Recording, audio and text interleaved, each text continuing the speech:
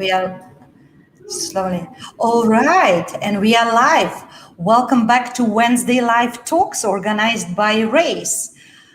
Wednesday Live Talk is our weekly conversation with experts and professionals in educational sector and their take on how they see and they can change an educational system tomorrow using coaching techniques.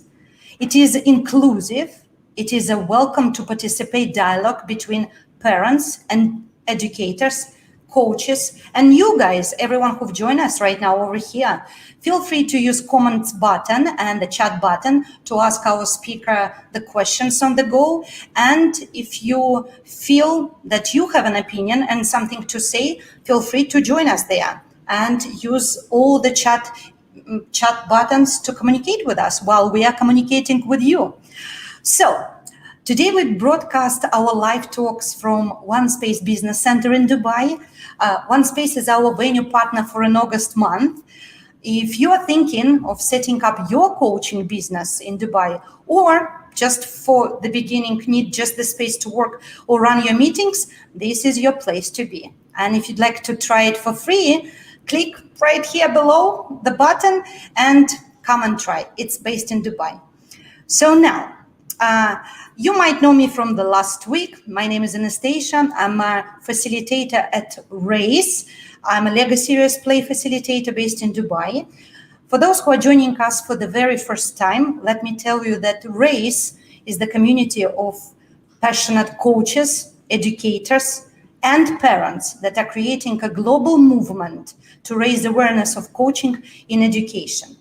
Today, I'm joined by the co-founder of Race, Jacob. Jacob, hello. And today we have another special guest who is making a difference in educational sector for past 20 years of her career. Allow me to introduce you.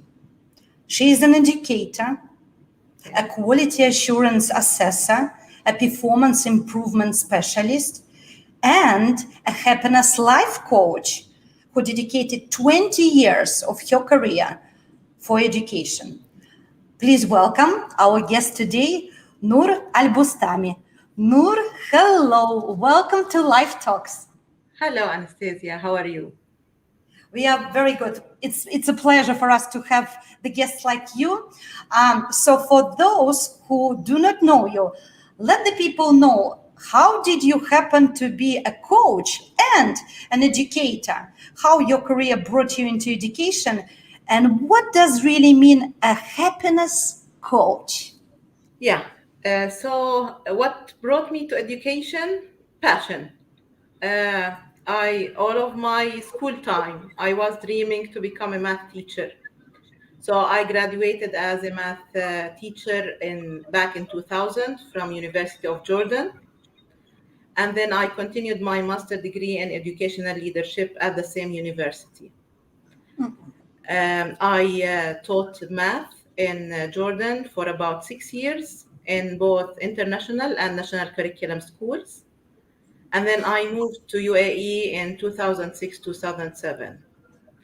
I came to UAE in the public-private partnership project in the government sector and worked as an academic quality controller to empower government schools in Abu Dhabi. After that, I joined the consulting industry, preparing schools for evaluation. And then I became an evaluator to evaluate public and private schools. From there, I joined again the government sector as an educational assessor since 2017. While being an evaluator, that's what brought me to what I saw as a performance improvement coaching. Yeah. And from there, I started my interest in coaching. But how is happiness life coach can improve performance? Yes. Well, yeah. Happiness coaches usually help people. They do a lot of things, but one of the things that they do, that they help people to overcome the past negative memories and stop worrying about the future and live the happiness of the now and right here. And it has been proven by many researchers that happiness will basically increase your productivity. It will crystallize your critical thinking and problem solving skills, and sometimes doubles your creativity. And if I that see. will not increase your success and performance, so what will do? So basically, All that right. was, yeah, that Noor, was. so this is a legit thing, being a happiness coach, and is there is a certificate for that? How do you even get there? Well, first of all, you need to have the passion that you want the people Yeah. around you to be positive and be happy. That is by nature. But yes, there are many academies and companies around the world that give accreditation to people who would like to be happiness life coach. One of them is Transformation Academy, and there is where I got my accreditation from. Oh, fantastic. All right. Well, for those who are hearing for the first time what the happiness coach is and how does it look like, look no further. It's right here. So now, Noor, let us know after such an experience in education that you had as an assessor and as assessor, sorry, and educator, why you decided that coaching is exactly the important thing you wish to advocate as a tool in educational sector instead of, for example, just a regular training or mentoring. Well, I don't underestimate the importance of training and mentoring in education, but we need to agree in two main things here. First thing is coaching has proven effectiveness in all industries, in economics, in medical sector, in business, and education basically is the source of all these industries. All these people have been students once, so if it's proven effectiveness in those areas, it will prove effectiveness in education. And the second thing So is if it's nothing in proven Hi, effectiveness in Carla. those areas, it will prove effectiveness in education. And the second thing So is if it's nothing in I can hear myself twice. I think I can hear I everything. think now we fix it up. We fixed it up. Okay. So the Uh-huh. second thing is coaching and education can't stand as a standalone tool. It needs to be part of a whole system. So in education, you need a kind of self-evaluation and external evaluation and improvement planning, and here where coaching takes place, and then a performance review. So having said that, Yeah. coaching itself, the coaches in education, they basically they use their knowledge and experience to enable the people they coach to create and develop their own best practices and connections, and rather than giving an advice or an opinion. In Noor, training, in order to be, sorry, Noor, just to follow on what you said right now, in order for people to kind of relate to that and to feel how coaching is changing the corporate game today for many organizations. Do you have kind of an example from your career to tell us on how coaching positively affected even the corporate game before we go even to education? So the people who are watching, and I know for a fact that many of them are business owners, the people who still have the second guessing about the coaching, on how this tool is workable in the corporate world. And perhaps you know some companies that are actually already using today coaching in order to improve their company performance. well, you're a little bit ahead of our third question, because in the Oh, third question, I'll be yeah. sharing three models of coaching, one in the business and the other in the neuro-linguistic programming, and the third is the health industry. So I'll be talking about that in the coming, Later on. yeah. Sure. We'll jump on that. We'll jump on that. We jump on that. And let's talk about training a little bit. Although in training, you basically share knowledge and skills and transfer that to the trainees, but in coaching, you give the information and knowledge in order to support the people you train to develop their own skills and their own knowledge as per. So you don't need to be an expert. In order to be a coach, you don't need to be an expert in the field, basically. You need to have the information and knowledge how to guide those people to empower themselves in their own field. And this is what the coaching does, Yes. right? All right. Jacob, since you're with us in the studio today, did you have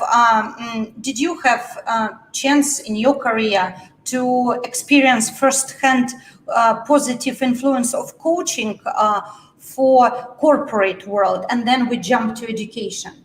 Did you have chance to experience that? So the people who underestimate the power of coaching for their companies, they can have a glimpse of understanding on how it can affect positively their company's performance, and therefore, since it helps adults, it might be really helpful for the students as well. Well, that's really quite Tough one. No, it is a tough one, because I think this is where we head. But I'm afraid in my case, a lot of my work with individuals, even though what we're aiming at now is heading and proving to corporate and businesses how important and beneficial coaching is. But no, I'm afraid in my case, a lot of work is with individuals. So I'm not sure if I can help you with the But answer. those individuals, they do have work, right? They are working in the corporate environment. They are business owners or managers, aren't they? Yes. So probably until I get back from them, because when it comes to answer questions like this, what you need is answers that are quite based on statistics. And I've attended few sessions run on the importance and the impact of coaching on businesses. Yeah, that's right. It does exist, but you need answers based on statistics. So I do still think that until I get that type of feedback, though I believe it's beneficial, but I think I need that type of feedback that is built on statistics and numbers. All right, so let us then jump to foundations, and let us go to what are the coaching it is, what are the coaching models out there. Noor came across several models of coaching in her career, and today Noor will share with us those that she is using in her practice, and why she's chosen exactly those coaching models. So Noor, I'm gonna share some of the slides that we've got over here, and and probably you can let us know what are these coaching models are all about.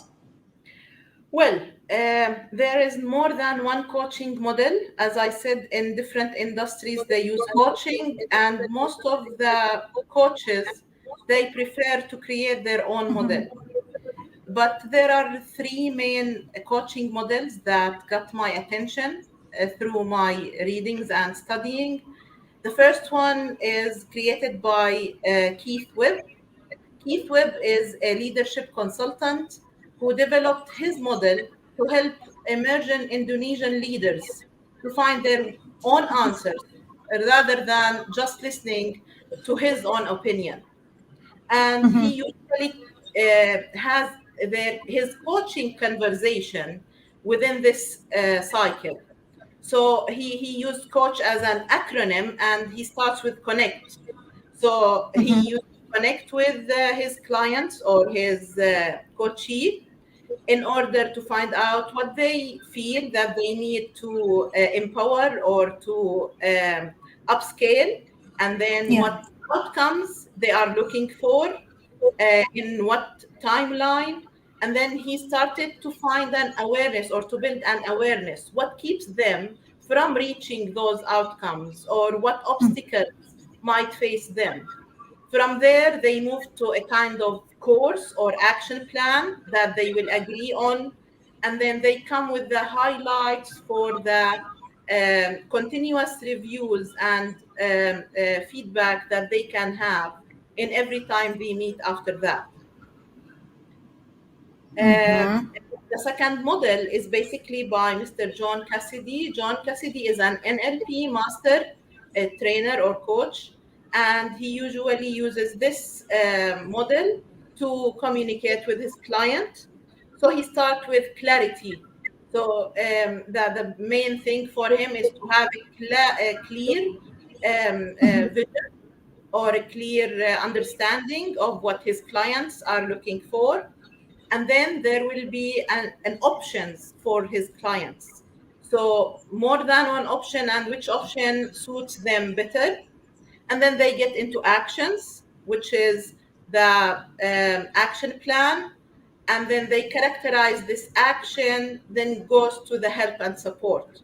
So as you move from business, you're now moving into neuro-linguistic programming. And the last one is basically the Camden Health model. Camden Health model is, they created this model to deal with their patients, but they also run a school district. So they think that it goes also with the education system. So again, they start with connecting with the clients or the patients or the students in the field, and then they observe the norm of the life of the patient or the norm of the life of the students. And from there, they adopt a coaching style. So they either go with the we do or I do or you do style. And from there, they create a plan and take highlights from that for a continuous feedback and continuous reviews. Now, understood. Noor, one question on the way. Allow me. Sorry to interrupt you, Brian. Would you please tell us, out of these free coaching models that right now I'm displaying for everyone, and it's a lot of information to take for the people, which one, in your opinion, is the most successful for education, and why? Well, in education, basically, I think education is a more interactive model. You have many levels in education, starting with students going to the governing body, and it depends on which level of those is basically your coaching and is receiving coach. So I think we can take from those models, the three of them, and then have a different one, which you can find in the next slide. So you need to connect. Sure, you need to connect with the people you're coaching. You also need to give them the ownership of that. When you're dealing with a director of a school or with a governing body of an educational network, it's really important to them to feel that they own the plan, they own the whole pace of the coaching system. So instead of saying, let's say, giving, they need to have this ownership. And then you go to the stage of acknowledgement. You acknowledge where the gaps, but as well you acknowledge the strengths. So you make them use, or you guide them to use their strengths in order to empower the gaps they have. And the main important thing here is to communicate, not only to communicate with the client, no, to guide the client to communicate the whole plan with their people. So a director of a school needs to communicate this whole plan to his school or to his people, to teachers, to middle leaders, to students. So it becomes a whole community environment rather than his own. And then the final thing is what we say, the highlights or the help and support, where it goes frequently as every step and as progress. I see. We have a lot of comments over here over the slides that we've been showing. Since we are talking about multiple sectors, and let's focus today on education. Here's what Aladdin is saying. Carla, would you help me out? Are you able to see it? Sure. Yeah. So Aladdin says, in education we have many unexpected inputs. You need lots of feedback and re-evaluation for coaching plans. Well, that's absolutely true. But if you have one coach for the whole system, then this coach basically is dealing with the owner of the business. So it's either the governing body, and from there, the coach will be a role model for them to role model to their directors and middle leaders. So it's not only one-to-one. You're basically empowering the whole system. And through coaching and through different inputs or unexpected inputs, you might guide those people to empower their risk management skills, their, for example, emergency skills. So it's all come together when we are in education.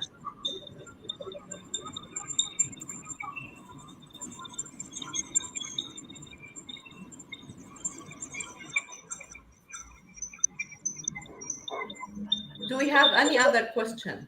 We've got some more comments. I'll read the comments and questions. Adham says, what is the best model for the normal people not in education field, which will help them during their life? That's a good one. Well, this is now we are going to individual coaching. So when we're talking, and by the way, there is nothing called normal people and abnormal people. There is people. So you coach people in order to bring the best from them. So basically, coaching as a coach, as a model, as a conversation does not really differs if you're coaching a group or you're coaching an individual. You need all the time to connect. You need all the time to give options. All the time you need to have those acknowledgement of strength and areas of development. All the time you need to find a base for agreement with the client and empower those agreements and work on that. It also depends on time. Is this a lifetime contract? Is it a 2 months contract? What kind of relationship you're building and in which time you're approaching this? So yes, there is models that help us to deal with individuals as well as in education or corporates.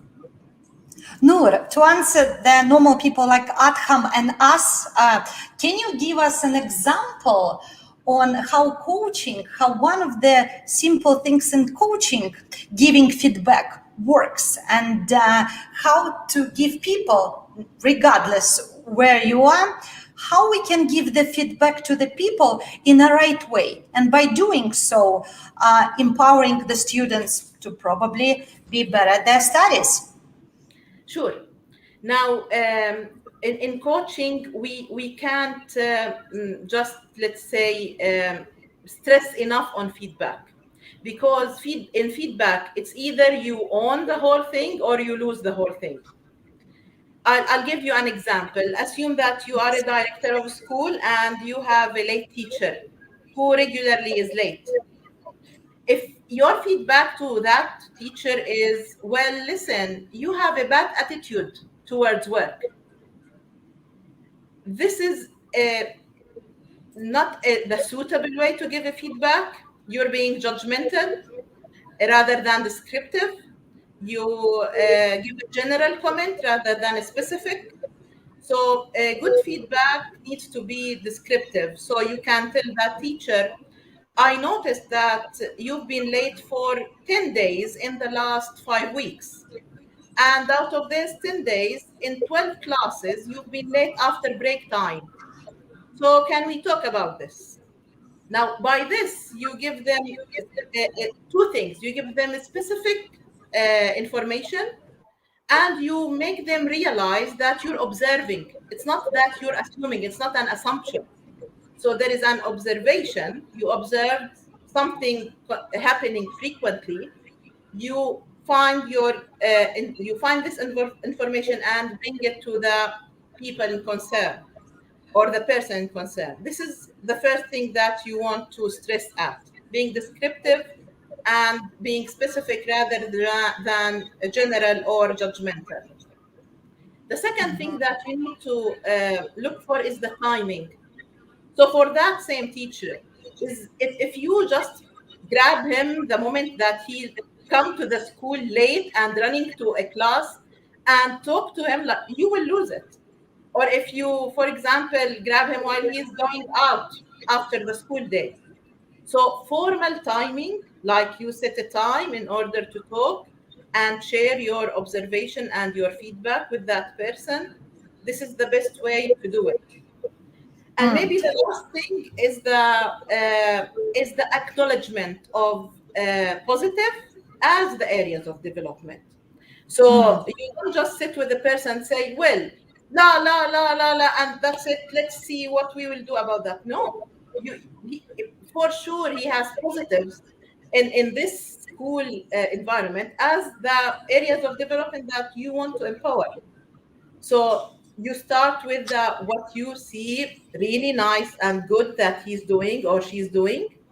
And from there you move to, but we need maybe to work on your lateness. I figured out or I realized that you have been late for so and so and so. So what can we do about that? I see. Noor, let me share with the people who've joined us a secret on how do we normally start these live talks and how understanding and how patient and positive you were at the time of my technical crisis, which keep happening to me, dear audience, for the second talk already. But what you're gonna do? But this is where I've experienced firsthand Noor's understanding and the way she's in general approaching any type of unexpected situation. So when we realized that I might be again in my technical disaster, she's been as patient as a human possibly be.